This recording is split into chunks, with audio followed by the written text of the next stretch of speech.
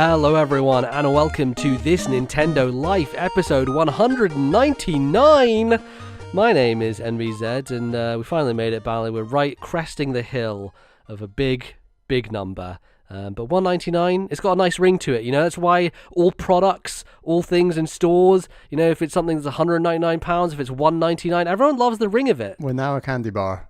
This episode is a candy bar. It is, yeah, and you could buy it for a cheap price. You know what? I'm pretty sure Freddos are probably $1.99 at this point. And you know what? That makes me mad, because I remember going into the school shop, seeing Freddos for 10p and being like, yeah, hell yeah. And then, like, as we got older and went through school, some 5p up, 10p up. And by the time I left, I feel like Freddos were like 50p. And it's like, the inflation on Freddos, I think, is absurd. And I wouldn't be surprised if Freddos were $1.99 at this point, which frankly would be kind of disgusting. But, you know, I'd believe it.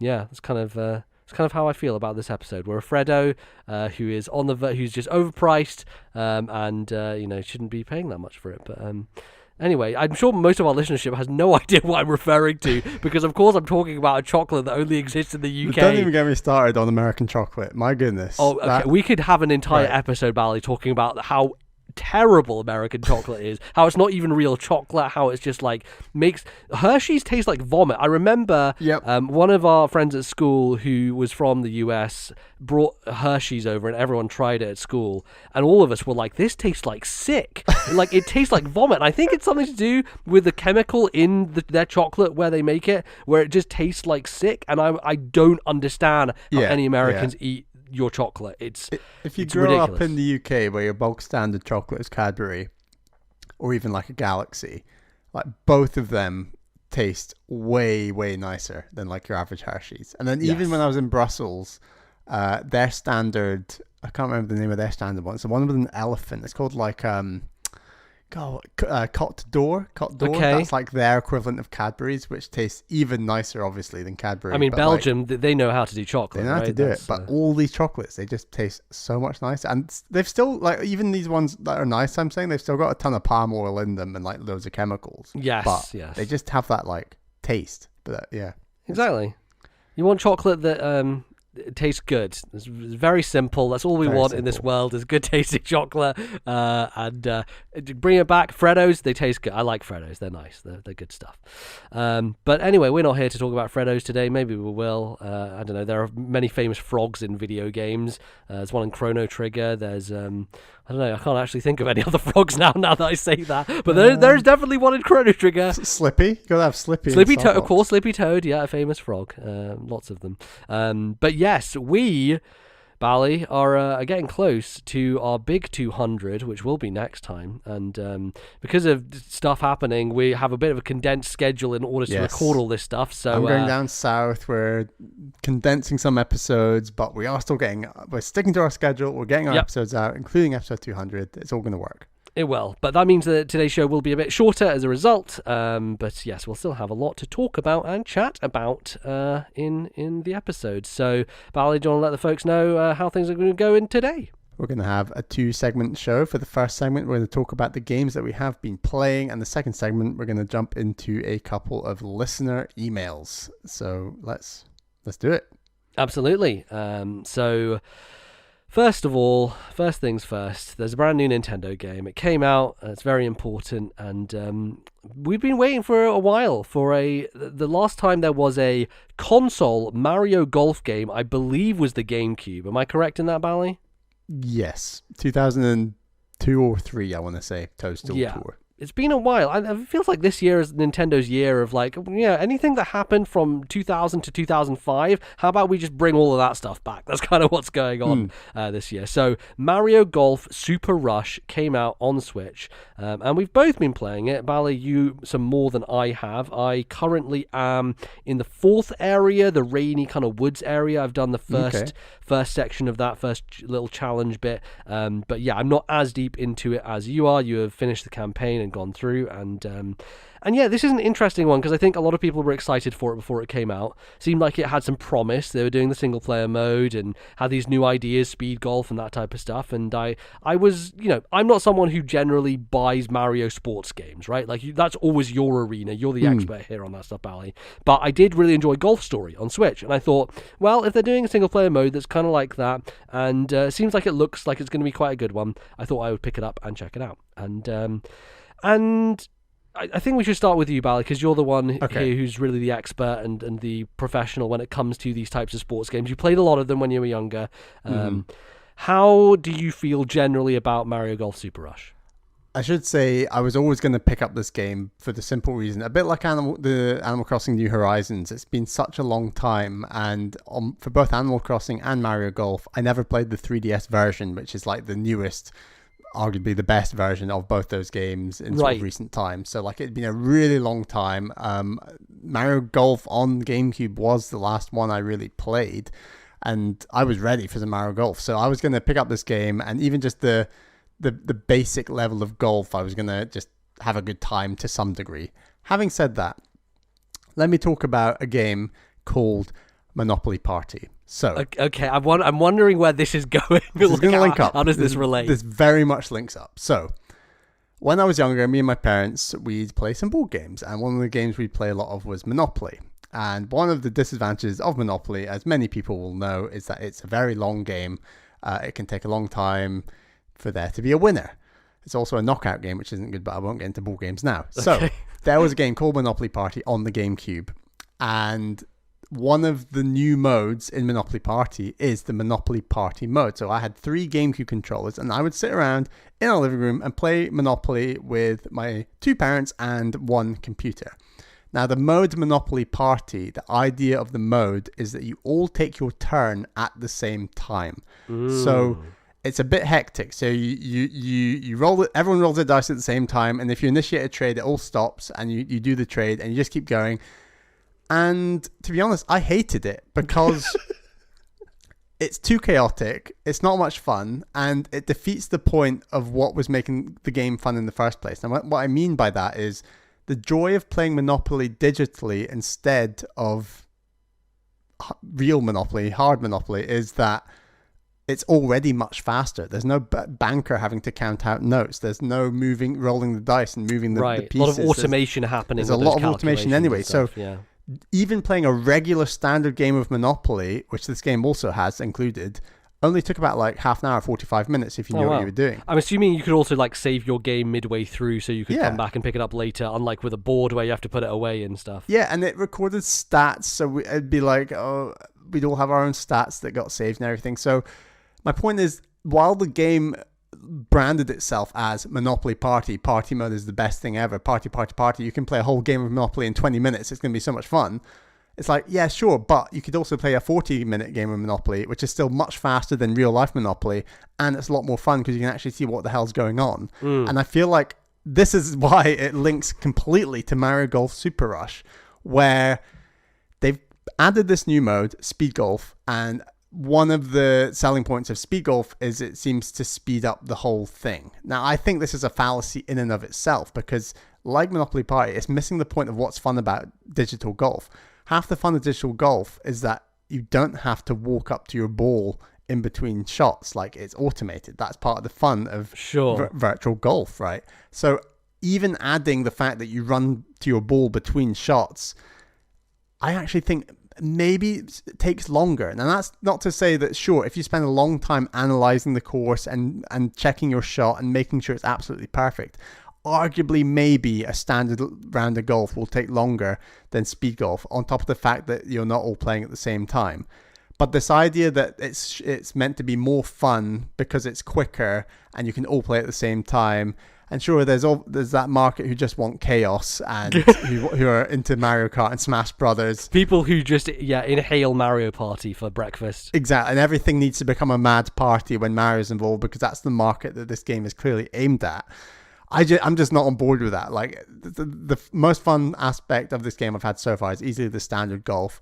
And it's a real shame that the story mode leans so hard into the Monopoly Party mode, which is just speed golf which I must admit grew on me, because speed golf initially it was all about we're just playing golf really fast, and it felt like we're just running to this thing. We're just running to the next shot. And I was confused when I first played it of like, does this make any difference? What's the exactly? So I thought that entirely, and it's clear that later on they actually factor in actual speed golf into the story mode. And what I mean by actual speed golf is you are given points based on both the number of shots you play, but also your speed. So basically every shot costs you 30 seconds, and then that total is added to the time it took you to play the hole, and then that's your total for the hole, which makes sense. It's incorporating both how fast you're playing the course, but also the number of shots you're playing the course, like standard golf. And I can see the appeal of that, and it's fun, and I had a good time playing all those modes in the campaign.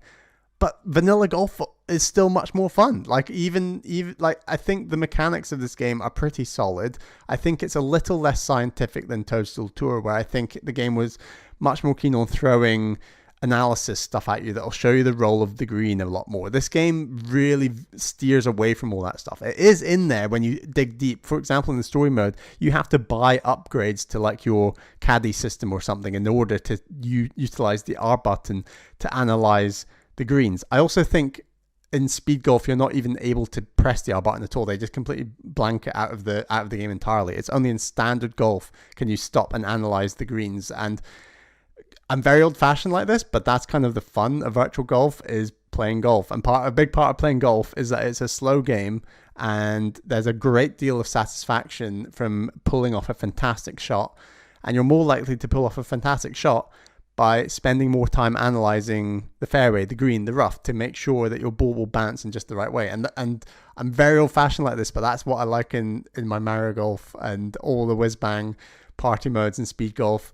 They're fun enough, but they're nowhere near as fun as standard stroke play, match play on 18 holes. And that's a shame about this game. They're clearly going after a different market, and that's their prerogative, and it probably will sell very well as a result. But yeah, it's a bit of a shame. That's all. That's my piece. Yeah, no, I totally get it. I think I was surprised how much of not normal golf there is in this single player mode. I think the area that I've just gotten to is the first one where it's like, oh no, you just play normal golf here. You don't have and they have a bit of a gimmick with the rain and stuff like that, which is like the course and changing out how the course all up is for played. Some gimmicks on the course, and I think you can add a lot of Mario fun to purely course design, and that the fundamentals of golf don't need to be tampered with, you know? Yeah, I think so. And I agree with your point about golf, the enjoyment of it. Like, this is one of those games where I expected, I'm going to sit in bed, play this and chill and relax and not have to worry. And I think the thing with speed golf is it adds a level of anxiety to it where golf is not necessarily about that, right? It's about, looking at the ball and deciding, okay, I just want to take as long as possible to figure out what's the best shot I can take here. And I think speed golf actually does not benefit people in a few ways, but I think one of the ways in which it sucks for newcomers to golf is you have all these new mechanics, you have these things thrown at you. How do you spin the ball? How do you curve it? That type of stuff. How do you make it like do backspin and lie and all these types of things?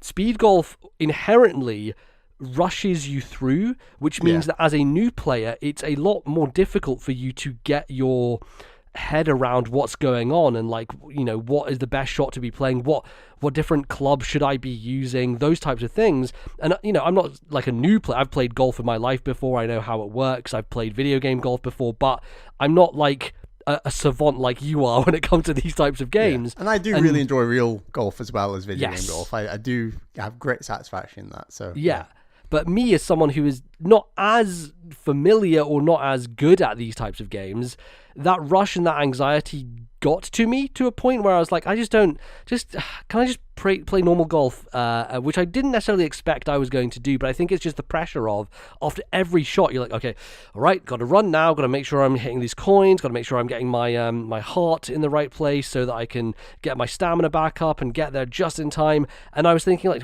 well, is this necessary? Like in the story mode, it doesn't seem like it, because there are some courses where winning isn't even the point. Like the desert one, I think you just need to finish it without running out of water, which means you just need to make sure you make all your shots and don't take too long, because otherwise you'll dry up. And I think one of the negative things about a golf game generally, if it checkpoints in this way, which I haven't failed too much. I'm not sure if this game does that. Well, I have in certain instances, the XC course, which we can talk about in a second. But failing at a course is kind of punishing in a way that you then have to basically do the whole thing over again, right? Like imagine that you are right down to the wire on the final hole and you mess up that last shot.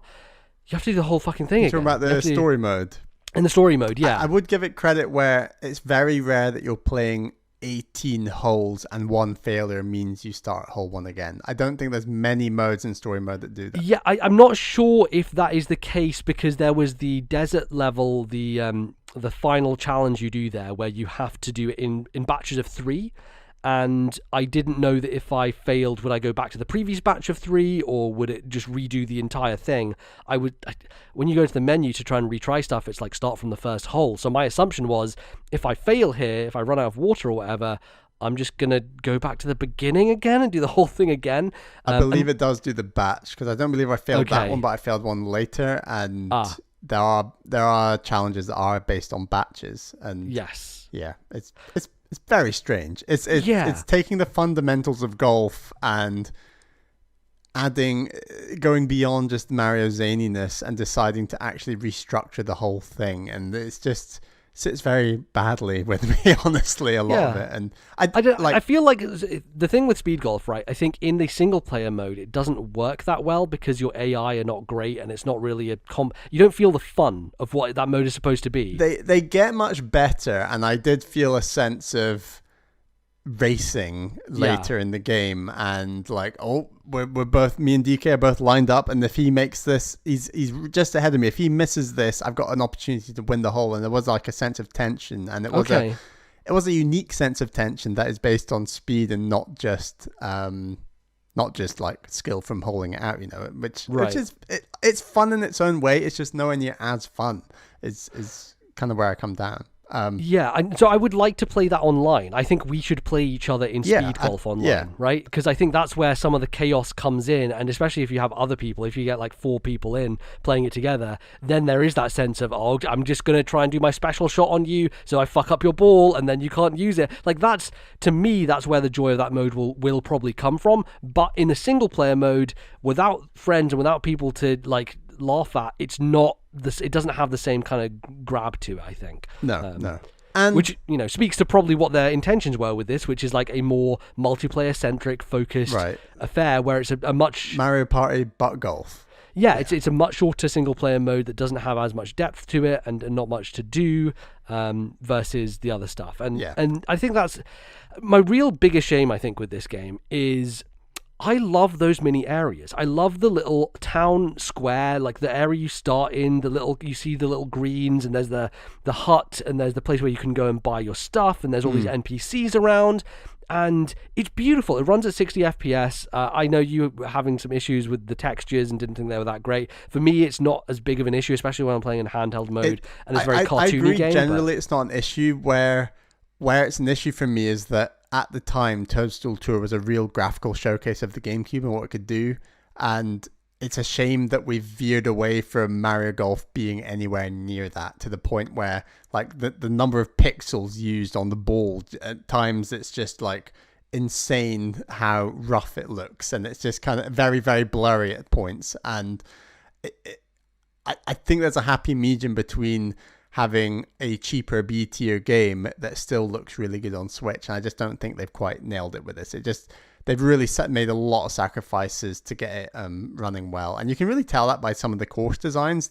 Some of them are completely barren, and it's like, was this meant to be like this, or is this kind of make to optimize the game running well? And that's a real shame for a game like Mario Golf. You do sometimes have like these big like sad dragon characters in there and that type of thing, but yeah, you're right.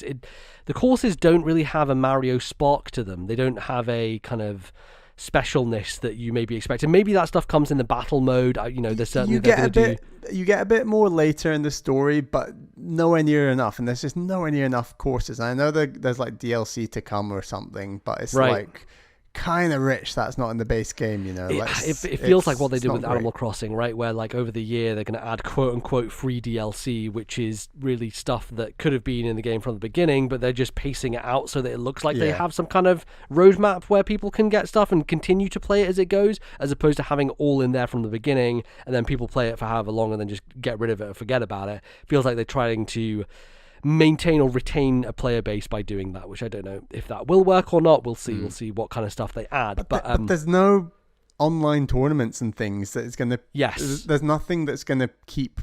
Unless you have a group of friends who play online together, or you're just really into playing basic golf over and over again, which some will be, and I will go back and play a few rounds here and there. But like, content-wise, I don't see how there's enough for that long-term strategy that they're potentially pursuing. And very quickly on the campaign mode, I will say I had a good time. I don't really mind the fact it's on the shorter end. There's just a bit too much speed golf, but there's some kind of zany stuff later on in the campaign, which is fun. It's challenging. It's a good level of challenge generally. And I know we're going to talk about cross-country golf in a second, but generally it's nice. It's fine. I think if this game had stronger modes outside of the campaign, I'd be much more hotter on it. The fact that, sure, the campaign is pretty good, it's decent, and the rest is completely lacking, the whole game just kind of falls down for me. Yeah, I don't know what type of modes were there in Toadstool Tour outside of the regular golfing, because that's what I'm wondering is like what are people wanting, because this game has different modes, different types of golf.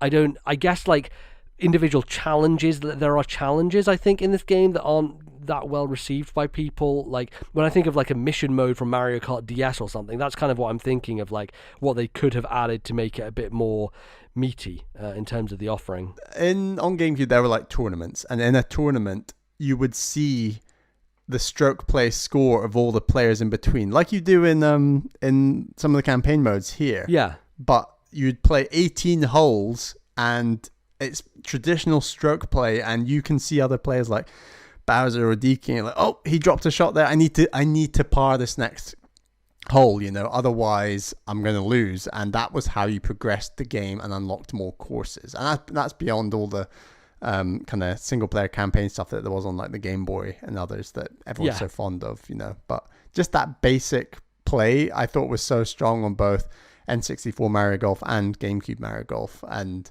the stroke play on this just feels like you're playing yourself, which you ultimately are in golf, sure, but just having a tournament and a sense of others playing alongside you that's not speed golf party crap is like severely lacking. And if every single chapter of the campaign was finished off with a tournament for the area and it was traditional stroke play, 18 holes of the local course, like you get in Golf Story, actually, that's something they include at the end of every chapter in Golf Story. Yeah. It's just a really nice, we've done all this other zany stuff in this chapter, but ultimately this game is about golf, and here you're going to play 18 holes and you've got to take on the champion and move on. Like, even that would have elevated the story mode far higher in my mind than what we currently have. Yeah, I want to go back to that point I was going to make. I got off a little bit off track regarding Golf Story. Is those hub areas, right? Like, and when I look at them, I'm like, these are so cool, runs really nicely, looks really, really cool.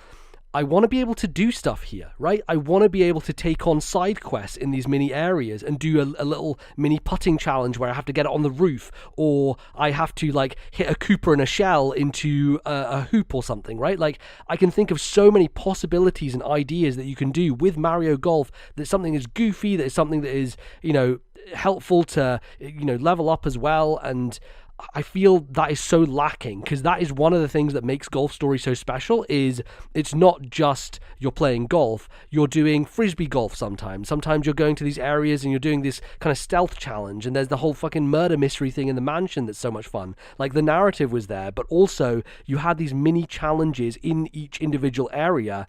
And these areas are really cute and like adorable and little dioramas, and I think they look so nice, but they're just shells. There's nothing interesting. There are a ton of NPCs who do have some funny dialogue. I think there's a Goomba in the opening area who's like, did you know the first golf ball was a Goomba? And I got a chuckle out of that, which was cool. But yeah, it again feels similar to what they've done with Paper Mario. It's like, this is just regular Mushroom Kingdom people, enemies. There's nothing special. They're not named or anything. They're just kind of sitting around here, not doing much. They don't tell you much interesting, and the writing is decent, but like, there's not much to carry it. There's not really a narrative or a story that is there, and I'm not necessarily asking for one, because I'm the least person who really cares about that stuff. But what I would have loved is to have, these spaces where you can actually do stuff in, like take on different challenges and do that. And there are little challenges, but they're always off to the side with these specific Koopas who are like, okay, we'll give you 10 balls to do this one thing, and you do it, and it's kind of boring, and there's nothing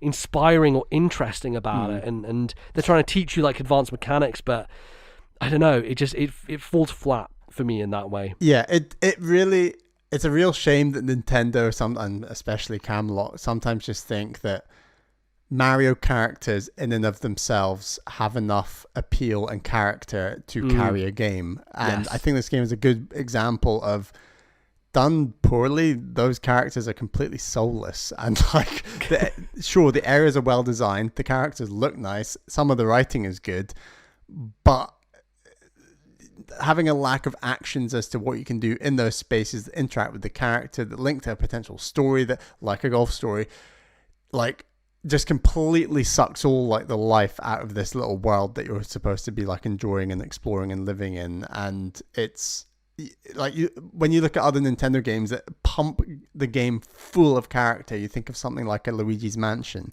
and you just think the stark contrast in the character in that game and the interest in exploring the area and doing things, versus like how dry and soulless a lot of this game is. Like Mario Golf, it's just so stark, and it's a real shame, where it really feels a bit like Pokemon's maybe an unfair comparison, but it's just like, we know this is going to sell well, we know what we have to do to make it sell well. Do we want to make a really interesting and involved golf game? Not really, but we know it's going to sell well anyway, and that's the real feeling you get, is it's just a real cash grab of a game. Yeah. And here's the thing, I won't play a huge amount of this after I'm done with the single player. We will play online, I'm sure, and that will be fun, and that's kind of where I feel like a lot of enjoyment will be derived from this game. It's like rivalries with people who you're going to play with. I also wouldn't mind just trying it with motion controls, honestly, because I love Wii Golf. Yeah, just give it a go. And I think that would be fun to do. And it is the type of game where you get out with people who don't play video games, and you're like, yeah, let's just do some golf, because everyone kind of understands it. It's not that hard to pick it up and know what's going on. It's very simple input-wise. So it is one of those games that is nice to have in the rotation on your Switch for wherever you're going. If you're going to see people and you're like, oh yeah, let's get out the Switch, Mario Golf, everyone knows that. Mario Kart, similar idea of like, it's an easy jumping in point for people. But yes, as it stands right now, it's not a game I'm going to be spending the rest of the summer playing. It's I'm going to be finishing it, and I'm going to play some with you, and maybe we'll do some more later down the line. But yeah, there isn't enough there to keep people there, and that is a shame. But I don't know. Maybe I think about it and I think, well, people who talk about Mario Golf are often people who grew up with it, right? Like you, who when they were younger had infinite time and could play whatever they wanted for as long as they wanted. And if you owned Mario Golf and that was your one game, that's what you did. And even if it didn't have that much stuff in it, you just play the courses again and again and get scores. I don't know, maybe that's just the reality of games these days, is you come to something like this and it's kind of the same as it was in some ways. And so you've evolved, but the game hasn't. To a degree, I agree, but there were definitely, like I said, with those tournaments and things and modes, where it just felt a lot meat, and a number of courses, as simple as that. There was just a variety, right? Like a lot more variety with Toadstool Tour. And that's another thing with the campaign. Sorry, that's all right. Just stick another knife into Mario Golf. Is when you're playing through these courses, when you're in these areas, you'll just do the same holes again and again, because you're doing, it's like, do these first 3 holes, and then, let's do the first 3 holes again, but this time let's add another 3 holes, and then let's do those holes again, but then let's add on some more. So you're just doing, because you're doing the same course back to back, and there's not that much different, and the mechanic is staying the same. Like in the desert area, it's all about maintaining water. In the kind of open area, it's that same big space doing the XC golf, but you're always going back to the same space, and that one I think is a bit better. But there's no variety, right? It would be nice if you went one course then a different course, and that's why I'm saying like mini challenges and stuff would really help to break it up. Or even, I know there are boss fight weirdness things that happen in this game that I haven't got to yet, but even having some of that stuff earlier in the campaign to give it a bit more variety would have helped a huge amount, I think. Yeah, totally. And as much as we're kind of putting a lot of knives into this game right now, I still had a really good time. Like, the mechanics are really solid. Mario Golf, video game golf, is still very fun, and the mechanics are not quite. They don't feel quite up there with Toadstool Tour, but like there's still some really nice animations to like the swing, and it's very satisfying to still pull off a great shot. And that's the rumble really helps with that. I love how the rumble builds itself up when you're setting your power for the second time, because you feel like the build up, and it makes it so much easier to get the timing. It's one of those subtle things that I don't think people will realize unless they really think about it. But the rumble it has a great cadence to it to make sure that you're nailing that power every time, which I really enjoy and I think is well done. It doesn't quite have the remember when HD Rumble was just a big thing for Nintendo, and they did it with their indie games, making sure they all had it. And Golf Story to HD Rumble is so good. Like when it pots in a hole, it just feels amazing on the Joy-Cons. But sadly, it doesn't seem like they've gone that far with this. It's still there, but it's not in the same level as it was before. So it's on cross-country golf correctly that I did. Yes, I would like to talk about this because this is maybe my favorite thing in the game. Only person on the internet I've seen this. I think I probably had the best time with the single player with this mode, just because to me it was, you have this big open space and you can do it in any order, right? You can choose where you go, and so there's a level of strategy to it. There's this stuff with elevation. Yes, it's frustrating because there's high parts, and I definitely failed it quite a few times because I'm like, how the hell do I get up there? Because there's a giant mountain in my way and I can't chip it up high enough. And once you understand, there's the wind tornadoes that lift you up as well as your ball. Yeah, that took me a while to understand. I thought the wind was purely for your character. I didn't realize you were meant to shoot the ball into it. Hit the ball into it. Mm-hmm. But I got there in the end. Cool. Again, it's just, give me a bit of standard golf, please. I know what you mean, but I think of all the new stuff they've added, to me, it's the most interesting. It's the one where, like, because it doesn't feel like an open world game, but it almost has that sense of, I've got to clamber up this place to get to my ball because it's up there now, and you kind of have a much wider playing area to not explore necessarily, but like that's kind of what I'm saying is, like, if they'd put a little bit more care and attention to this, you could have had a mode like this which was an open space, go in any order to pot your balls, and you could find secrets in the map. Like, what if there's a cave that you go into and it gives you -2 to your score at the end of the game or something like that, right? Like, being rewarded for exploration while also tying it into the golf in some way, I thought would be a way to make it even better. But yeah, it's kind of like they go part the way and then don't go all the way there with it. So yeah, it's good. I don't know. I'm enjoying playing it. It's one of those games where this is a very, very similar to Pokemon Snap for me, where that game I was like, yeah, this is cool. It's not my thing, but it's cool and I'm enjoying it well enough. And Mario Golf is the same thing. It's not my thing at all. I enjoy golf fine, and I think it's fun when you do video game golf, but it's kind of a nice thing to boot up in the evening when I'm, the football was on, and I don't really watch football, but I was there for the moral support of, like, let's see how England do in this match against Germany. And I wasn't really watching most of it, but I was sitting there playing Mario Golf at the same time, listening to a podcast at the same time. To be honest, I wasn't paying attention to the game at all, but I was there in spirit, and it's a good, like, sit with the background thing on game, just chip away at it. Pokemon Snap's a decent comparison. Yes. I liked a lot more things that Pokemon Snap was doing, but right. Yeah, this game just feels so safe, like I said, and could have been so much more than it is. And here's hoping the DLC is interesting and full, and they do a patch that eradicates speed golf from the game. I don't know. We've got to play online still. Yeah, I really look forward to some online, just some stroke play, but also speed golf and the battle mode. Try those different modes, and got to bring the hammer down. We've got to have a tournament, right? One round of battle, one round of speed golf, one round of regular golf, and then throw in some other stuff in there as well. Some motion control golf round. We've got to have a tournament and see how we do. Yeah. I think that'll be a lot of fun. And I do like that. Speed golf, I do think, is a very distinctive skill versus standard golf. Just because you're good at the standard golf, I don't think that necessarily will guarantee that you're good at speed golf, and vice versa. I think there's a lot more.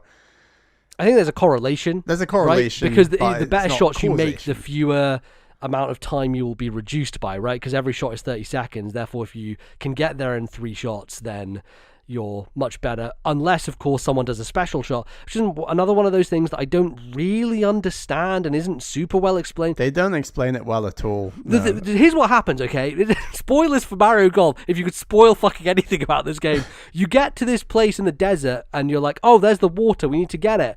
And I'm like, oh, maybe cool, I'll maybe do a thing here. Then it's just a cutscene of your character who does a shot and he hits this golf ball and it breaks a rock. It breaks there's an enormous fucking rock, and somehow your character has this power inbuilt within them to shoot a golf ball at this rock and explode it, and all of a sudden the water pours down. And I'm like, well, okay, you didn't explain any of how that worked or whatever it does, but sure, I guess I could use this special shot in a match, and I don't know what it'll do, but anyway, it's there. And I know all the characters have their own unique abilities with those shots, which are completely separate to the story mode, because you only ever play as your me. You play as your me. Weird. And yeah. What will be the last game to have a me in it? That's the question. I don't know. I like the beginning of this game where you're in the house and it feels like Pokemon and Birdo's your mum, and I think that's funny. And that is fun. Yeah. That's the kind of thing I just wish they'd done more with it. It's such a really nicely rendered space. I love the interior there. You're in and out of spaces so quick you barely get a chance to properly enjoy what's going on in each area. Yes. It's very, very weird, very strange. I've got to the point, I started out going around that first area, talking to everybody and seeing if I could find stuff.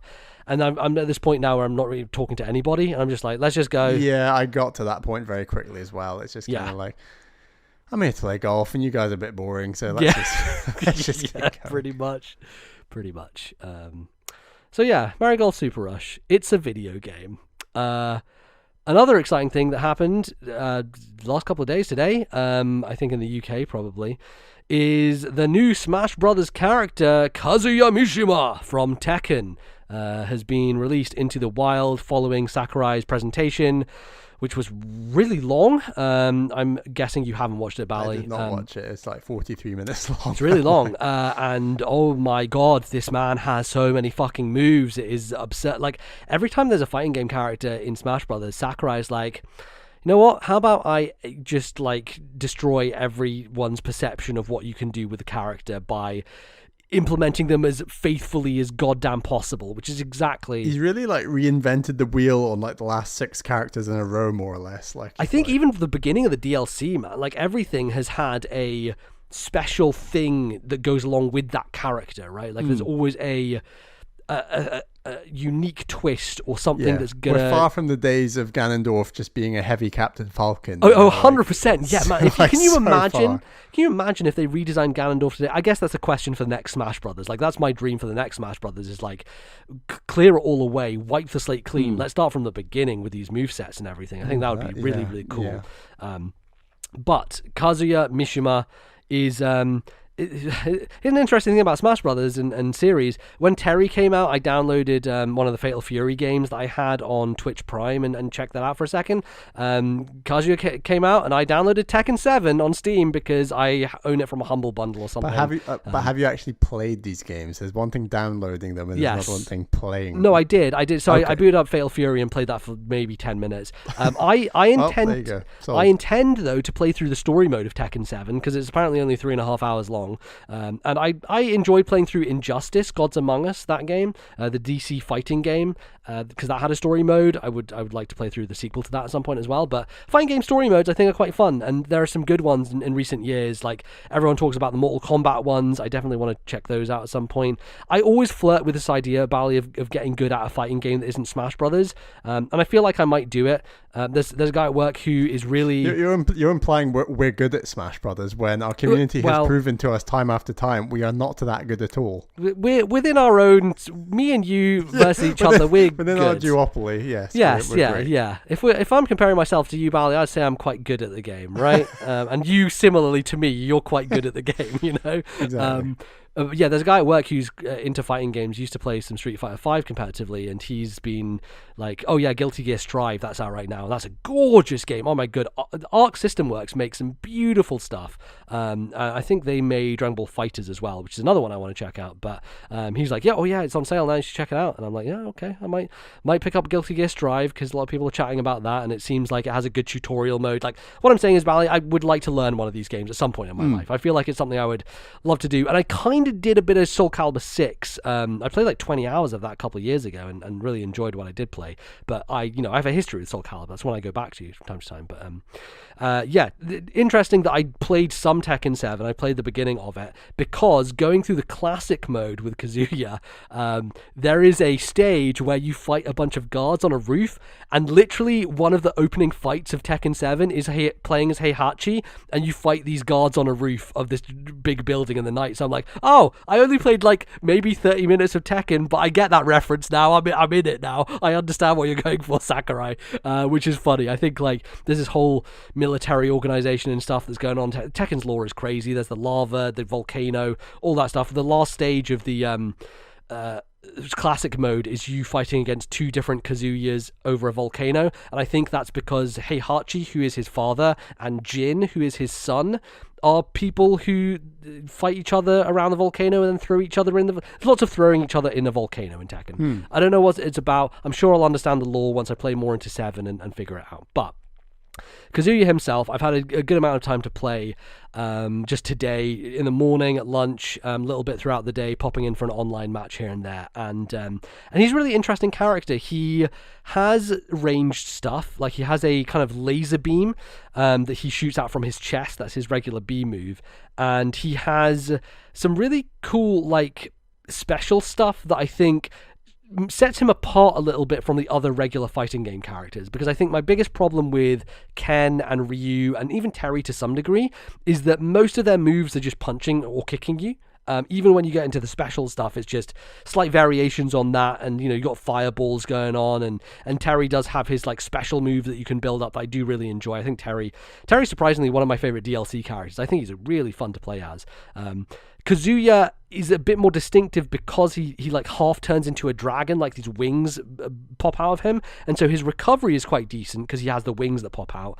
And then he has moves like, he has one that's similar to Ganondorf's throat dump into the ground, that is his down B, and if you grab someone with that, you will kind of choke slang them through the air, smash them into the ground. It's like a Bowser move where you grab him, the side B of Bowser, where you grab someone and smash him, similar to Ganondorf, and if you go off the stage with it, you will die first and then they will die after you, so you can't do it as like a last ditch effort, as is the case with most of these types of moves. And so he has a decent amount of range, but also he has a combo that I, up to this point, have not been able to figure out how to get out of, which is his regular A combo. If you just tap the A button constantly, he will go into this string of hits, and I have not figured out a way to either remove myself from it, or no one else I have played has really been able to get out of it, which I think is interesting. There must be a way to do it, but I was like mashing it's like when you fucking Yoshi me over the side. I'm like mashing every button, like, how do I get out of this combo? And it doesn't seem like I'm able to, so I don't know. I'm sure professionals will figure out how to do that and counter it and all that nonsense. But yeah, there's a special thing that Sakurai talked about in the presentation where if you crouch and then after you come up from crouching, press A, you do a one specific move. If you do all the different inputs that are related to Tekken, you'll do all these different special types of moves. And I'm nowhere close to mastering or understanding any of this entire moveset, but I think on a basic level he's enjoyable. I think he hits really heavily, so you can definitely get out of sticky situations, even if you're a high percentage. Even if your opponent's like 70 and you go into rage mode, which is once you get over 100%, you start glowing red. And if you use the choke slam, it does additional damage and launch damage. So you could be in a situation where you're like 120, your opponent's at about 60. And if you're at the right side of the screen and you get them at the right moment, that choke slam is going to take him off. It's going to kill them real quick. So he's much more heavy character than the other fighting game characters. And just because of that, he has a bit more oomph to him. A lot of his moves, I believe, have super armor as well, which makes him a lot easier to kind of get past some annoying moves that might throw him out the way. But I think the other drawback for me is he's quite slow. And I can enjoy a slow character, but I think I'm much worse at slow characters. I just don't perform as well with them, mainly because once I get hit into a combo, I don't know what to do. I don't know how to get out of it. I don't know what Try using moves. DK. He's a really good one. Yeah, no, I do like DK. I think he's fun, and Bowser, and they're slightly different because I don't know. There is something about those characters that even though they're heavy and I feel like DK still has a decent amount of speed to him. Whereas there are some heavy characters. Yeah, I Ganondorf feel is definitely feels slower than DK and Bowser. Yeah, this like for me is a tier. bit closer to Ganondorf in terms of feel. Right. Just like, you could fight if you're fighting a fast character. I find it really tough. If you're a slow character versus a fast character, that's where I find my toughest matchups in Smash Brothers come from. And so he has quite a small jump. You know me, Bally. I am all about aerial movement. That is the main thing I do in Smash Brothers is like jump, and it's probably to my detriment in many places, but that's how I've trained myself to play this game. Is jumping a lot. And so after I played as him for a bit online and got my ass handed to me, I switched over to Pyra Mythra, and I'm like, oh fuck, I think this is my favorite character in the game. I think Mythra, just on her own, might be my new favorite character in Smash Brothers. She is just so fast and brutal, and it's Lucina but better, right? Because you have the range on this sword, you have those like special moves that give you the ability to get across quickly. There's some projectile stuff with her up B. And then you can switch to Pyra if you want and do super heavy damage with the side B and stuff like that. So yeah, it just was a reminder of like, yeah, like this is a character a lot of people were annoyed about, but as a playable thing in this game, Pyra and Mythra are probably my favorite. They're up there. Played a bit more Sephiroth as well, and he's still fun. And yeah, there's some amazing DLC characters. I don't think Kazuya is going to fit into my roster of people I'm going to play as that often, but he's cool, and I think he definitely distinguishes himself as different from at least the other fighting game characters in there, which is always nice to see, and you expect it at this point, right? Like, we got one more left, but it's just been such a high quality bar the whole way through, and I want to give Sakurai plaudits for making this game that is just full of interesting and unique characters, none of whom feel that similar to each other, aside from the clones, of course, and that type of stuff. But even then, I can tell a Lucina from a Marth on a good day. So even though those slight differences are important. So yeah, really, really enjoyed playing as him. And yeah, I feel like I should play more Smash Brothers just generally on the side of like, oh yeah, I'm just gonna it's really play this good. at a lunch break and hop online. I've played a bunch of online. I still really enjoy doing. I played some Richter as well. Good fun stuff. So I need to download Kazuya and we can do some more online where we check in, do our session. Yeah, we should have a session. We just don't do it as much as we used to back in the Wii U days. We played so much 3DS and Wii U online, but I would definitely love to do more. But that was before Nintendo made games. That was, Yes. Things were sparse back then. But yeah. Yeah, totally. Cool. And then one small other thing. I played Pokemon Unite, Bally. Do you know what that is? It's the phone MOBA thing. Yes, it's the phone MOBA. So I didn't play it on my phone. I played it on Switch because it came out in the Japanese eShop. And one of my work colleagues recently, he bought a Switch and he was like, hey, this thing. For Pokemon Unite. No, I mean, he got Animal Crossing and Breath of the Wild and stuff, and he was like, "Hey, this came out in the Japanese eShop. Do you want to play? Do you have time at lunch?" I'm like, "Sure, I'll play this at lunch." So we spent lunchtime basically. I was holding my phone up. You were just moaning before about not playing enough Smash Brothers Ultimate, and now you're playing Pokemon Unite at lunch. Like, I was playing it with someone else. All right, it was a social occasion. You know, I've got to understand what the youth are into, and the youth, Bally, are into MOBAs, right? And I have never played a MOBA in my goddamn life, so I've got to figure it out. So the funny thing is, it's all in fucking Japanese, and there's a bunch of menus, so I had no idea what was going on. But you can download an app. There is a Google Translate app on phones where you can point it at text and it will auto-translate text just instantly on the fly, which is fucking amazing. It's like, we're like one step away from the fucking translator thing in Star Trek where it just automatically translates words for you.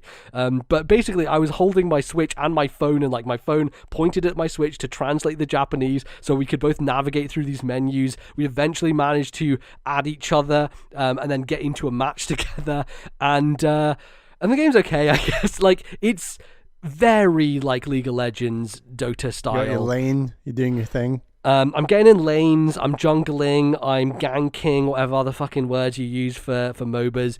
You basically, the way it works is you choose a Pokemon to start with, and then as you level up, which is by killing creeps, which are like smaller enemies and stuff, you can then evolve. So I started with I can't remember the pre-evolution version of Talonflame, what it's called, because I never used one because I just used Talonflame. But whatever that was, I used that and then I evolved it into a Talonflame. And yeah, you're basically trying to you're trying to dunk basketballs. It's super weird. So when you kill enemies, you accrue these points, these orbs, and also when you kill opponents, you accrue these orbs. And instead of defending your ancients, which is what you do in Dota, which is like you have to stop people from destroying this tower, you take these orbs and you dunk them in these weird basketball things, and that's how you score points. And so it's kind of like the Splatoon mode where you score those basketballs by throwing things into that hoop, kind of, in some senses. I don't know, I'm trying to make this relevant to you, Bally, in some way, but I'm clearly failing at that. And I think it's okay. I mean, I've only played one round, and I played a bunch of practice stuff, but it was quite laggy. I think partly is we're in the UK and it's in Japan, and we're mainly playing against Japanese players, so a lot of latency going on with the ping and stuff like that. So they've not launched it on the EU eShop yet? I don't think it's out in US or European territories at the moment. I think it's just Japan for now. It's in a beta stage right now, so it's not fully released. But it will be, I believe, free to play. Obviously, it's one of those, so it has to be when it does come out. So I'll probably check in with it again when it comes in English, and I can actually understand it a bit better and kind of know what's going on. But it was interesting to have a first experience of a MOBA that is a Pokemon thing. Never did I think that would be the case, and I feel like MOBAs have this intimidation, scary factor to them.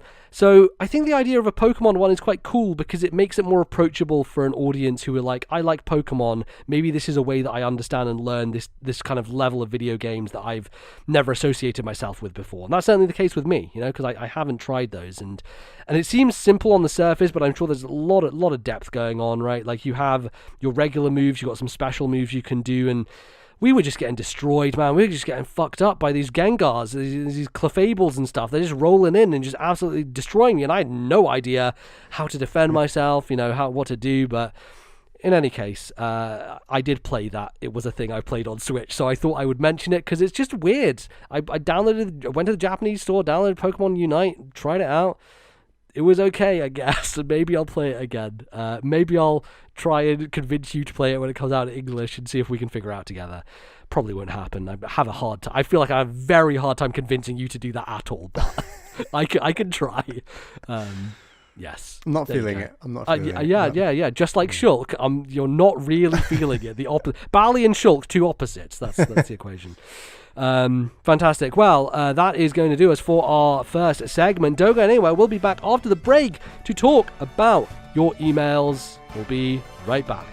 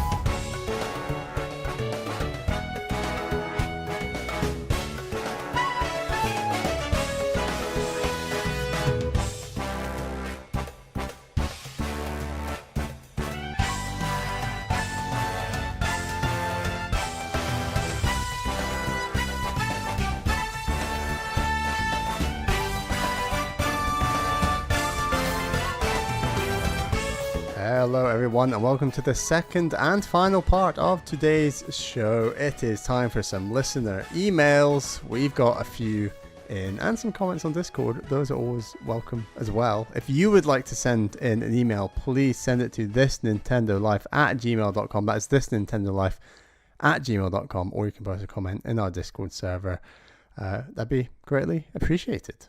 We've got a few this week. First one is from Matraya on Discord, and Matraya is from the UK. It says, "Hi Bally and MBZ, I enjoyed listening to you discuss politics in games journalism on the latest episode of Bonus Bits on your Patreon, something that I'd recommend to all listeners of the show. As a follow-up to this discussion, I would like to ask a few questions regarding games and politics with a focus on Nintendo. This is partly because obviously this is a Nintendo podcast, and partly because they tend to shy away from truly engaging with political issues, at least more so than many other companies and studios. Question number one, and I'll run through all of these because they kind of link together, I think. Sure. Are you satisfied with the coverage of political themes across Nintendo's catalogue? 2. Do you think any Nintendo IP would benefit from having a greater focus on political themes, and are there any political issues you'd like to see a Nintendo IP explore? Number 3. Do you think Nintendo becoming more open to covering political issues themes in their games is at all likely? Feel free to extend the discussion to representation in Nintendo games if you so wish, as that's obviously very relevant and important too. For example, how do you think Nintendo is doing when it comes to diversity of characters? Many thanks, guys. Really interested to hear your insights on this." Fantastic. Yeah, Nintendo and politics is not two words you put in a sentence usually. Not something that I think a lot of people think about, right? I think there's a lot of chat generally about politics in games. There's a game that's getting a lot of heat right now, which is 6 Days in Fallujah, which was a game back in the day that they're trying to bring back now, and it has a lot of contentious issues around it, and there's a reason it was cancelled, and I think a lot of people have great issue with why it's coming back, but that's a game about a real event that happened in reality in the world, whereas Nintendo like to talk about bouncy cartoon people who live in a magical land of mushrooms, right? Which does not divorce them necessarily from politics, because I strongly believe that politics is everything, right? Like you cannot divorce anything at all from politics, and it to some degree it depends on how you read it, how you interpret things personally. I remember Austin Walker talking about, before Breath of the Wild came out, saying that it made him think about drone warfare, and there's no real narrative beat in Breath of the Wild that talks about that or discusses that, but there are drones in that game and the way that they are used as defensive measures on Hyrule Castle and stuff like that, and so you can take from your art and kind of spin out as you will depending on your point of view and your perspective and what you take away from it. So I think generally when it comes to Nintendo's games, the best you can do is that type of thing. When it comes to their traditional stuff, right? I do think there are other specific franchises they have where they lean into things a little bit more.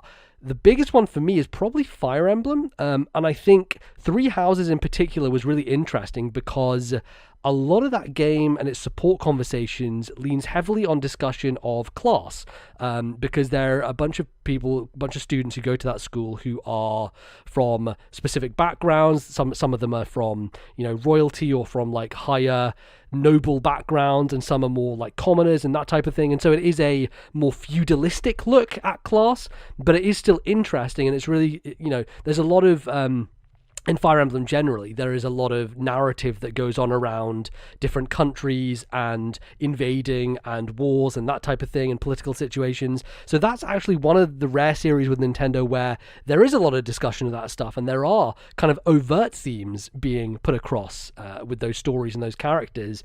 But, it is still wrapped in a pseudo-anime, pseudo kind of video gamey style, right? So it's not getting super specific or political about it, but it is at least touching on those themes, and I would like to see a bit more of that. I do think Three Houses, the best part of that game are the support conversations, and I think a lot of the reason why is characters understanding other people's situations. Like Petra is a character who is from a nation that is definitely not represented that well in the cast, and she is like of a darker color skin and that type of stuff, and I think it's interesting the way in which she talks with certain characters and they talk about their past histories. And there's one character, I can't remember his name, it's the guy with the blue hair whose dad killed her dad, and there's a lot of back and forth going on with that game. So for me, that's probably the standout one. I think Advance Wars is interesting because it's like a cartoony take on war. Bally, I don't know what you think of does Advance Wars have anything to say necessarily about warfare? But nothing strong that I can remember, honestly. I think it's just some fairly fun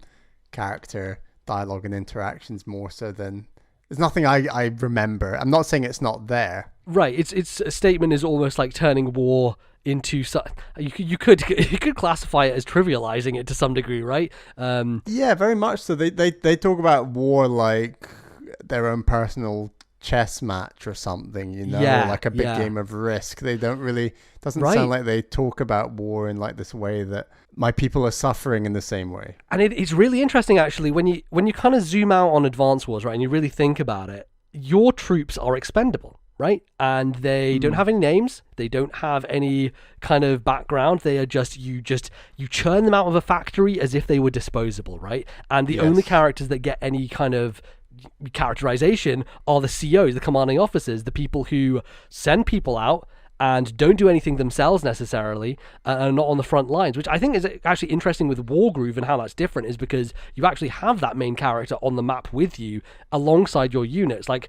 it is more of a fantasy style game, right? So it's more leaning on traditional ideas of generals and that type of thing in the field with their troops versus the more modern warfare style of something like Advance Wars, where it's kind of the idea of like what a lot of countries were critiqued for, and generally in warfare, right, is these people who command everything are the ones who have no danger, and they send people out as if they are disposable. And that's kind of what Advance Wars is, with like factories creating soldiers to just go out there and die. I should say you do get penalized, like you get a lower ranking if you treat them as more expendable and treat them like a factory. Like you can completely beat the game and treat them as expendable, but you will get like better ranking if you don't, which is always just a silly quirk, I guess, of that political aspect. Yeah. Are there any games for you, Bally, that you feel are on the edge of politics for Nintendo, or ones that you think could go further with it? I'm not so good at kind of spotting political situations in games, a bit like your Austin Walker example with the drones, for example. That's a really interesting thought, and I'm not good at spotting politics in games when it's not completely subliminal messages, in that my type face. of thing. Yeah. Sorry? Subliminal messages, that type of thing. Subliminal messages, yeah, totally. So I'm really struggling to think of like Nintendo really going after, and then I thought, why don't Nintendo go after it more? And then I thought a big part was the fact that they are just so Japanese and out of kilter with a lot of Western perceptions of politics and society. But then I thought, I don't think it's just that, because I think a game like... I don't think so, because there's definitely... I mean, the political situation in Japan is very interesting, and like a game like Persona 5 is a really good example of a game that is directly lambasting the people in power in Japan currently, right? Like that game is really about that. I should play that game then. I was thinking of Final Fantasy VII Remake and stuff like that. Yeah, right. That's definitely it's slightly a game wider, less specific again, but like that's a very political game about like eco-terrorism and the world. Climate change, really. It's about the humans destroying the planet, right? That is totally the crux of that narrative, for sure. Who's the YouTuber we like? I've forgotten his name now. Jacob Geller. Jacob Geller, his video on Final Fantasy VII Remake was fantastic. I really enjoyed that, and he made this comparison to like oil companies in Texas, which I found really interesting. And even there's a reference to Edinburgh in Scotland in that, talking about like the class system, because it's relating environment and class and everything all into sort of Midgar. It's really cool, really interesting. Yeah. So if Nintendo wanted to go more political, I think there are loads of reference points that a lot of their Japanese developers could reference, and as you say, other Japanese games do go political. I think it's just like this, corporations struggle with politics, and I think we're in Pride Month currently, almost at the end of Pride Month, and it's a great example where you see corporations wriggling and wrangling and dodging and slipping and sliding in and around. They want all the benefit of looking open to the LGBT plus community, but don't want any of the repercussions of some of the negativity that might come along with that. And I think one video game example I saw on Twitter recently was someone had done like a little screen capture of all the different Bethesda Twitter accounts from around the world, and all the countries almost in the world had turned Bethesda Twitter accounts had turned their logo into like this rainbow, apart from two countries in particular, and these were China and Russia. And it's just this idea that like corporations play with politics. They don't actually care. They just do it where it's popular. They just do it where it's popular. Another one I saw was like two Mercedes logo, one from like the 1930s with like a big swastika underneath, and another one of Mercedes just like LGBT rainbow colored Mercedes. And it's just like, that's about right, it just kind of they just go along with the times. I agree that like there's a lot of chicken and egg push and pull factors and all these things changing, and our society is becoming more open and inclusive and diverse and all these things, but it's just Pride is always just a situation where it's like, wow, it's really been taken over by the corporations. We're a long way from the sort of socialist, I would argue, background of where it really truly came from. But anyway, my point is, I think Nintendo just hate the idea of getting involved in something that would cause controversy. And that's not to say they have lots of things that have caused political controversy.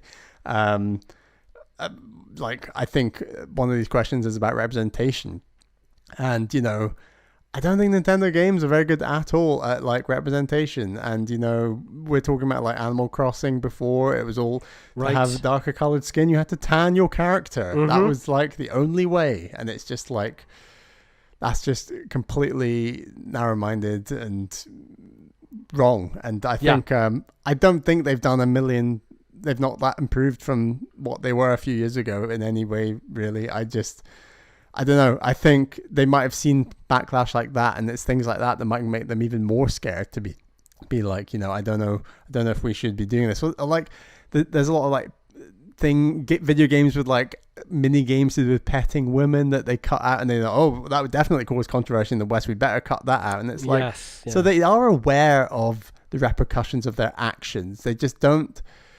It's a weird one. They want to defend what they already have, but maybe not go that extra step to create something that is truly inclusive or diverse.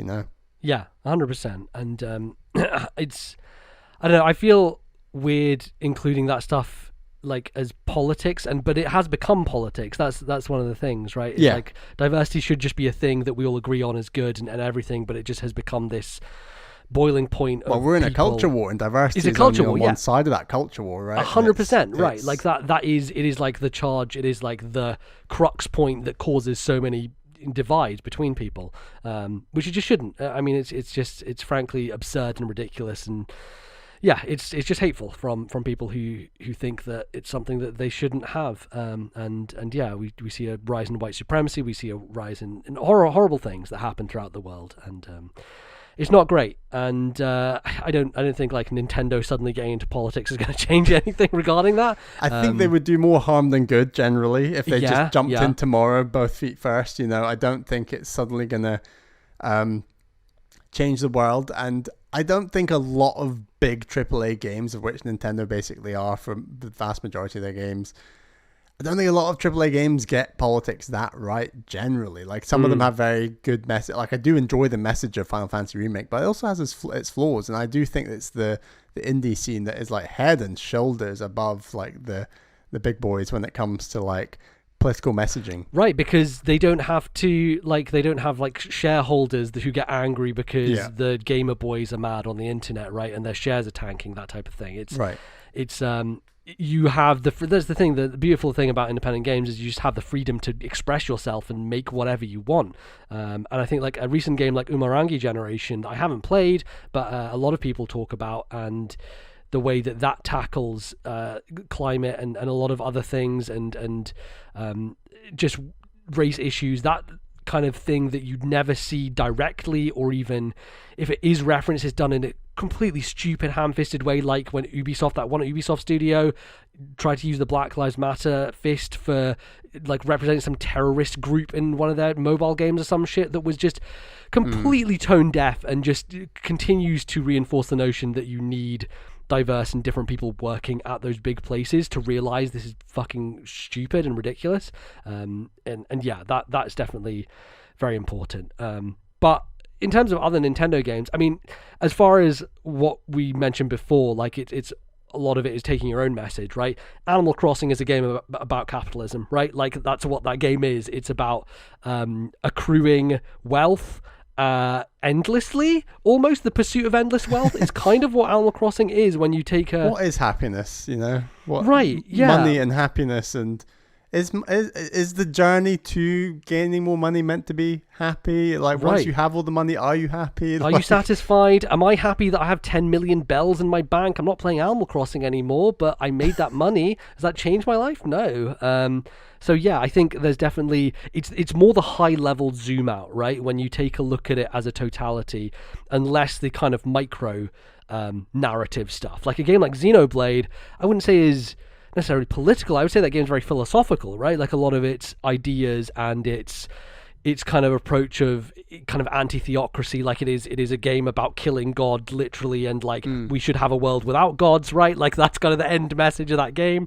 I think of a game like Xenoblade X, which is in many ways about colonization, right? Like humans landing on this planet where a bunch of other species live and trying to make their own space there by encroaching on the land and like overtaking it somewhat. Like the entire mechanic of that game is putting down probes on the planet in order to mine resources, right? Like literally not only climate change and like destroying our natural resources, but a game that is about expansion and the attempt for the human race to take more and more, right? And so colonization is definitely a big role there. I think like if Metroid were to go in a direction, I would love to think of like the way it approaches those ideas, right? Space and colonization in space and kind of ways in which it could tackle those issues. But yes, as we have said already, I don't think any of this stuff is necessarily overt. It's a lot of your own personal perspectives, and I think as you said, you find it hard to kind of find those things in games. For me, it's like having done a lot of English literature at school, I'm kind of trained to read into stuff at this point, and so I do take those things from games quite often, and I think it's fine to do that, and it's not necessarily what the developer intends, but that's kind of the beauty of art, is from my perspective anyway, is like your own interpretation is certainly there, and nothing is made in a vacuum, right? Like nothing that comes out is just there with no reason for existence. There is always an underlying nuance. There's always a way in which these works are expressing something, whether known or unknown from the creator. And so I do think those things may be unknown, but are still deliberate and subconscious in the way that they are put into games, right? So anyway, that was a good question. Thanks, Matraya. Yeah. I enjoyed that. But I think we don't think Nintendo's going political anytime soon. Perhaps. I don't think perhaps that's so. for the best. Though, I mean, as I said, I think Fire Emblem is the most direct they get with it, and even then, it's not really choosing a side, right? Like, and I think that's one of those things as well with video game companies, is they're like, well, maybe both sides are bad, and they become centrist and sit the fence, and I'm like, fuck off, man! Like, come on, this is not. Take a position, right? Like, and take the right position. So, yes. Anyway. Our next question is from Jackpot from Discord. Hey guys, here's a quick one, but maybe not so easy. You can revive a franchise, but with a major caveat. Which do you pick? Now, I must say, one of these franchises has been revived since this question was asked, but yes. You will be able to work out which one in a second. So the first offer is F-Zero returns with stunning new visuals and some light RPG mechanics, but don't get too excited. Races can only be played using tilt controls. Have fun with the speed. Number 2, Star Fox is back. However, the game is 4-player PvE online only and requires coordinated cooperative play to succeed, but has no in-game voice chat. Instead, the game opts for an inadequate gesture system similar to Triforce Heroes, and for that one we have to pretend that Discord and stuff like Skype doesn't exist. Okay. Number 3, Advance Wars finally makes its triumphant return with a new entry on the Switch. But oh no, something is terribly wrong. Nintendo is experimenting with in-game purchases, and some units are only available through spending real money or Nintendo Gold coins, making the game frustratingly difficult to play without playing. Which do you revive? The choice is yours. Boy, these are some like devious situations that have been devised here by Jackpot, and I love it. I think this is a fun question. Very well crafted, very impressive, Jackpot. Very yeah. Well done. So I'm going to immediately rule out Advance Wars, because anything where you have to pay money for in-game purchases like a mobile game instantly is just bottom of my list. I'm never going to touch it. Tell you what, if this Advance Wars in December is successful, I can predict in like a year's time they will literally do option number 3 here and just do like some sort of Advance Wars strategic, spend more money on units. A bit like, what was the Fire Emblem mobile game, you know? Like, oh, you mean an Advance Wars mobile game? Man, that would be rough. Yeah. Like, imagine like they bring back Advance Wars, and what do? They just make a mobile game instead of an actual sequel. That would suck. Yeah, Fire Emblem Heroes is bad. It's not a video game. It's a slot machine. Stop playing it, everybody. That's my advice. I quote unquote played it for a long time. Not worth it. Not good. Please do not play Fire Emblem Heroes. No one's going to listen to me because this is the most money they make on mobile is Fire Emblem Heroes. People got to get their barefooted waifus, you know, that's what people love. Are they still supporting it? Yeah, totally, man. There's loads of fucking Dragalia Lost crossovers. There's everything's happening with Fire Emblem Heroes. Has there been a Mercedes crossover yet? No, not quite yet. I wouldn't rule it past them. Mercedes are crossing over into some other game. Which one was it? Mercedes fucking love it, man. They're in Mario Kart. What else are they in? I don't know. There was something. It was on Kind of Funny Games Day. I forget now. Okay. I can't remember. Honestly, I can't remember. Definitely. Yeah, so for me, that's instantly a no. Would you consider it? Is this better than the others potentially in your opinion? For me, this is the bottom one. It's bottom of the 3 for me. Yeah, it's bottom. 3. I can't handle that. No. I mean, can you imagine though? Like, you get to a point in the map and you say, let's say you have like some free resources, some free units, and then the game is like, no. Now you have to pay to get more, and they build the game design. That's the thing. This is the thing with the mobile games when it comes down to it. They build the game design specifically to squeeze you. Like, there's so much if it's psychology that goes into it. Style of game design, like, this is number 3 by such a long way. But if it was like a clear delineation, I can't even think of a game that clearly does that. But like, then I'd be up for it. But like, I don't know. I'm not.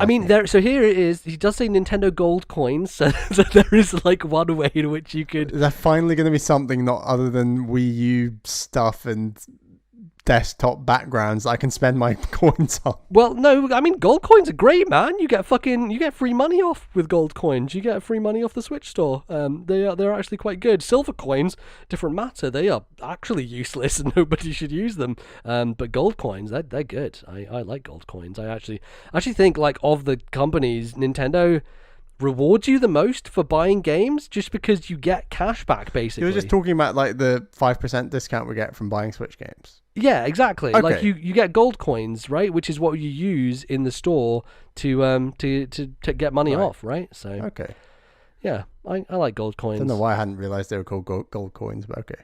Yeah, I mean, they just kind of convert directly into currency as soon as you get them, right? So it just goes into your wallet, so it's hard to tell, but yeah. That is the case. So yeah, and also we don't need to care about this one anymore because they already announced an Advance Wars and it's a remake. And it doesn't seem like it has microtransactions for now, which is great. For now, yes, yeah.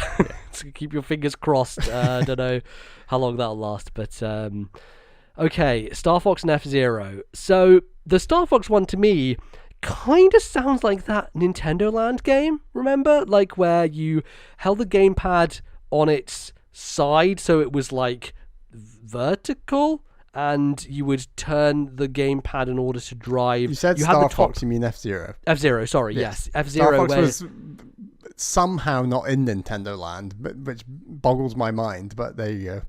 Yeah, I mean, not important enough, clearly, to be part of the lineup. Takamaru Ninja Castle more important than Star Fox. How did that get in above Star Fox? Who the hell knows? But... so that game, it was weird because on the screen, that F-Zero game looked really nice. Like the HD graphics and everything. I was like, oh, this is kind of cool. But 100% of the time, you're like staring down at this gamepad at a top-down view of this car, and that's basically how you played it, was just looking at the gamepad, which was, I think, a bit of a disappointment. But to me, this sounds a little better than that, because it would be a proper F-Zero game, and you would just have to use tilt controls, right? And I feel like you and I, when it comes to the gimmicks for Nintendo systems, we're a lot more forgiving than most people when it comes to that stuff.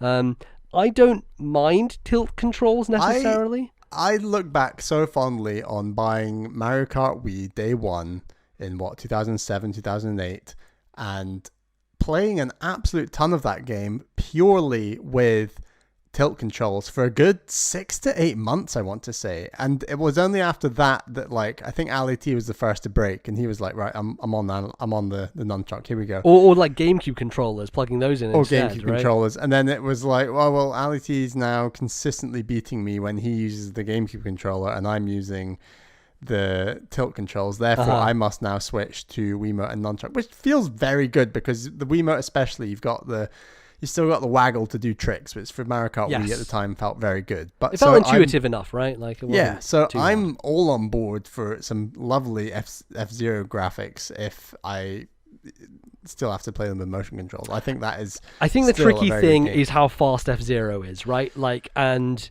I've not tried playing Mario Kart 8 at 200 cc's with motion controls, but I can imagine it's not a great time doing so.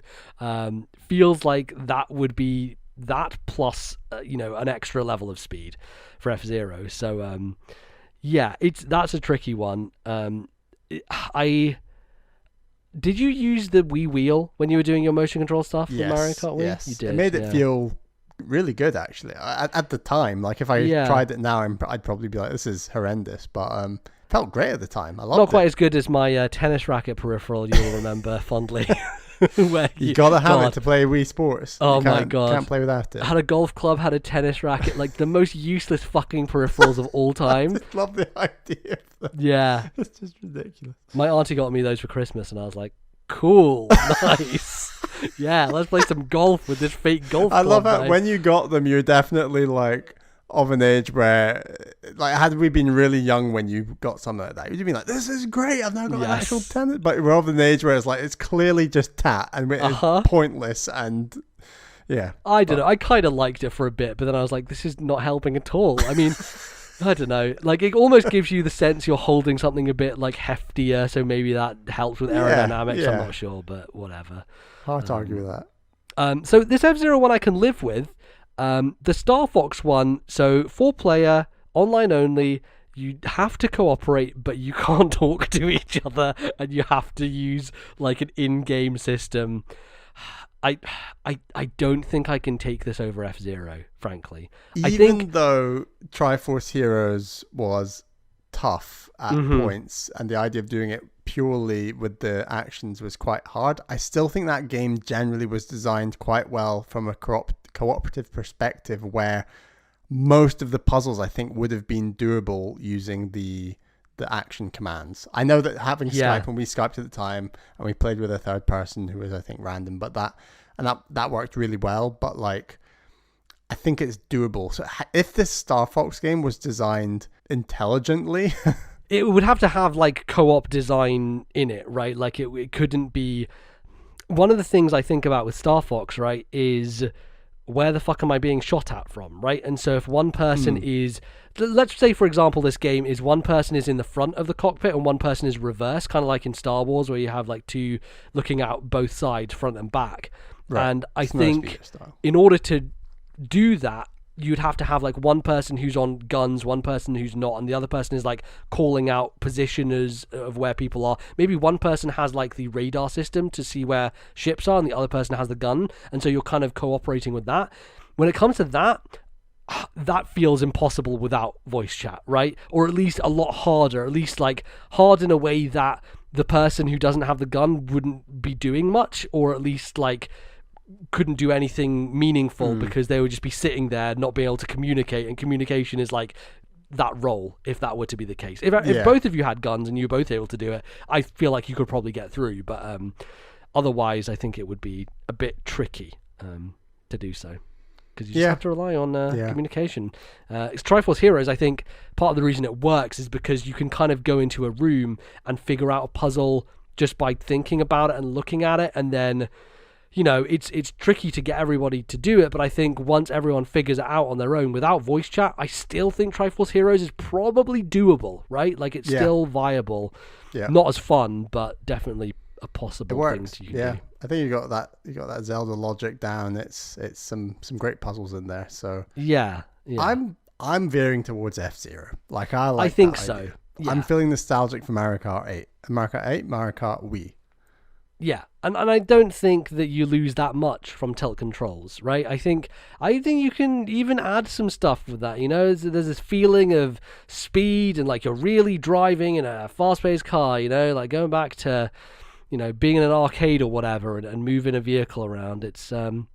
I think it can work, and I don't have the best feeling about Joy-Cons and their tilt capabilities, so maybe that's the drawback to some degree. I know motion control stuff is... Using a single Joy-Con on its side, you mean? Yeah, I guess... Yeah, I wouldn't like that, no. I guess the tough thing about this would be on the Switch screen, like handheld. If you had a Switch Lite, that would be a tough go. At least, though, this doesn't have 3D messing things up, because there were certainly games on 3DS where you had to do tilt stuff while also having the 3D on, and that was not a good combination, Nintendo. That was a bad idea to put both of those two things together, but I don't know. Still kind of worked to some degree. I think Luigi's Mansion used it, maybe. I feel like there was some motion control with Luigi's Mansion and the 3D and it getting out of sync and you having to just make sure that it wasn't on when you were moving the vacuum about. I don't remember, but yeah, probably a bit easier on Switch. I would take that. If we're going to make this deal with the devil, we have to do it. I think F-Zero is the one. F-Zero returns. F-Zero returns, but just with tilt controls. Okay, Bally, how mad would you be really if Nintendo legitimately came out, released an F-Zero game that was tilt controls owned? I feel like the way this would have to be a mobile game, right? Because I think Mario Kart Tour on mobile is tilt controls, is the way that works. So yeah, it's one of those things where if they did do tilt controls only and it was on Switch, I think it's one of those things where fan backlash would just force a patch to make it, use the controls in reality. But Nintendo do some very stupid stuff here and there, but I don't see them releasing an F-Zero with motion controls only. But yeah, you can't ever put anything past Nintendo. No, you can't. You certainly can't. You really cannot. And we should not. We should always steer clear and be safe in our thoughts on what they will do, because they will just make a strange decision all the time. That's why we love it. Love all that weirdness. Cool. Good stuff. I think that is it for emails, right, Bally? Mm-hmm. If you want to send in emails, I should say, please send those to ThisNintendoLife@gmail.com. That is ThisNintendoLife@gmail.com. But we've got a little bit of an announcement, for episode 200. Yeah. So as people know, if you've been listening for a while, usually what we do every 50 episodes is we make a top 50 games of all time. We have done this 3 times now, once for 50, once for 100, and once for 150. And every time we kind of do it a little bit differently. I won't go into the whole mechanics of what we're going to be doing here. We'll talk about that next time when we actually do it. But we're basically going to be deciding a joint list of our best 50 Nintendo games ever made, of all time, numero uno, definitive list. Games on Nintendo systems only. Yes, yeah. This is the Nintendo list. You come here, you find the list, you love it, you hate it, you give us your thoughts on how wrong we are, but in fact we are never wrong. This is the one and only definitive list of the best games on Nintendo systems, and there is no arguing with that. There's no debate. This is set in stone, and anyone who thinks it's wrong, they're wrong, right? They're the wrong person. So. Exactly. So yeah, that will be happening next time on episode 200. So it'll be a beefy one, I am sure, and there'll be lots of chatting back and forth and a lot of trading. Impassioned trade-offs. Arguments and things like that. I think there were a lot of games on that list that only you had played that you were pushing to be quite high up, and I've now played a lot of those games, so we can return to a more accurate TNL position, I believe, for a lot. Yeah, we can have a conversation about some of down. those games. Yeah, potentially. We'll see. I'm gonna have to fucking get my myself in order for that stuff. Prepare myself to defend and attack in equal measure. So. Look forward to that. You gotta give me carrots and sticks. That's the trick. Yes, absolutely. Cool. Well, that will be next time on the show. But in the meantime, you can find us on the internet where we can be talking about things. We're on Twitter. I'm at LordNBZ on Twitter. Where can people find you, Bally? I'm on Twitter at Ballyman91. That's BALLYMAN91. Lovely stuff. You can find the podcast Twitter at TNL Podcast. That is where you want to go for updates and things. And if we ask you to send emails in the middle of the week because people have forgotten to and stuff like that, and if we want you to answer polls or questions and figure out what's going on with Patreon episodes and that type of stuff. Speaking of Patreon, we obviously would love to thank everybody for supporting us. Patreon.com/ThisNintendoLife. We have 2 new patrons who have joined recently. So Bally, would you like to tell us who those folks are? Thank you very much to Jamie B as well as William Daniel C. That's very much appreciated, your support. It's awesome to get some new patrons. Absolutely. If you're unaware, we have a Patreon. We've got an extra show that comes out every month. It's called ThisNintendoLife. We talk about all the Nintendo games. That's for $1. For $2, you get an extra bonus show called Bonus Bits that comes out on the Tuesday after every single episode, where we just talk about something a bit different. We've done... Yes, like we reference in this episode the politics one that we did and some other stuff that we do. Yeah, a massive... eclectic mix of things we like to discuss. Yeah, just stuff for like 10 minutes, basically. Yeah. That's kind of what it is, yeah. And we also have a $10 tier where we have to shout you out on the show. So I must shout out our $10 tier patrons. Thank you for your support. They are Zach S, Atari Alex, Thomas, Matthew, and my fiance Caroline. Thank you all for your $10 tier support. But thank you again to all of our other patrons. It's really awesome you guys support the show. Yeah, thank you very, very much. I also want to give a shout out to the Discord. We don't talk about the Discord enough at the end of the show, but we've had some new people join recently, and it's a good place to go if you want to chat about Nintendo stuff, find like-minded people, and sometimes we do community stuff in there. We did a lot over the pandemic, less so at the moment, but it would be good to get some more of that stuff going. So head over to our Discord. It's always linked in the description, so go check it out. And yeah, some good stuff happening over there. Obviously, you can find the show in various places. We're on Stitcher, we're on Spotify, we are on the Apple fucking empire of podcasts, what the fuck they call it these days. Go review us, go download us, go subscribe. That stuff really, really helps and lets people hear the show who may not otherwise hear it and who would like to. So yeah, that's kind of that. I think that is everything, Bally. Any final thoughts here at the end? Your wisdom, your eternal wisdom. We always go coming back up to. With some strategies for next time. I see. Some plans. I see how it is. The wheeling and dealing. I'll certainly have to hone my skills as well, and yes, I'll meet you on the field. I will cross swords with you delightfully. So I look forward to it, and I hope you all do as well. We'll be back in a couple of weeks' time with another episode. Until then, thank you very much for listening, and we'll see you very soon. Bye-bye, folks.